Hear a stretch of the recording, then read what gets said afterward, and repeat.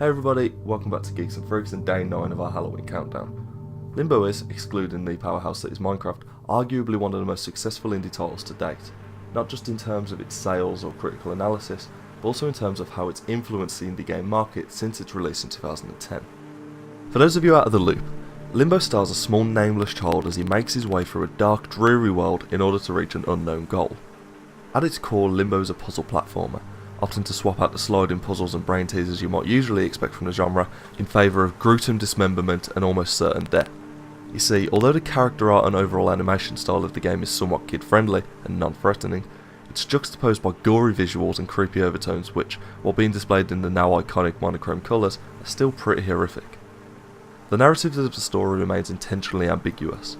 We begin by waking in a forest and then, without instruction, our gamer instincts kick in and we start walking right. Without spoiling what little story there is, the game wraps with a suggested theme. But apart from this, the player is left to their own imagination when deciding what the narrative of the story is.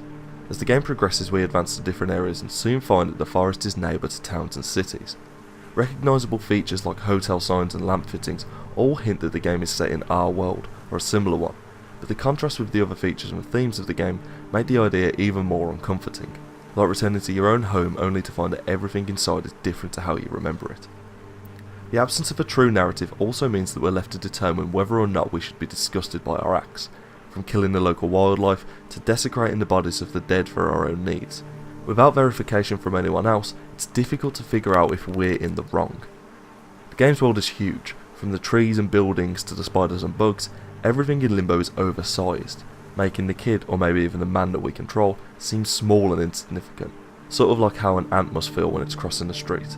And this is further emphasised that, minus the occasional bug, the world itself is fairly empty, leading us to believe that we're either completely alone or we're too small to see what's really going on.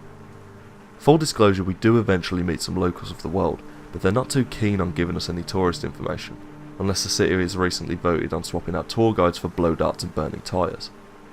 Aesthetically, the game is as creepy as they come. As we mentioned before, the game lacks any colour, being displayed in straight black and white, but it's not just this. The game also has a soft, wavering focus with depth of field on items in the foreground and background, making it seem less like we're viewing the game through a camera and more like through the eyes of a stalker hiding quietly in the trees. Flies pool in certain areas and moss gathers on bodies of water, giving the world a dirty, smelly feel, which for a game with two colours is pretty impressive. Sound-wise, the game has an almost very mellow feel. Music is, for the most part, soft, ominous, and almost comforting. And the sound design rarely, if ever, uses loud noises to impose a sense of dread, opting instead for slow ascensions to gradually build fear, which offset the visuals to create a really weird sense of unease. Gameplay-wise, Limbo follows the standard puzzle platformer formula. We can run, jump, push and pull objects to solve a variety of physics and logic-based puzzles, with enemies needing solutions rather than actions. Think more Monkey Island than Mario Brothers. The game itself is more trial and error. With no tutorial, it's up to us to figure out how the world works, and even then, each puzzle applies those lessons in a different way. The game features an achievement for completing a campaign with no more than 5 deaths, which, although the game is relatively short, taking maybe less than 3 hours to beat, is still quite the task.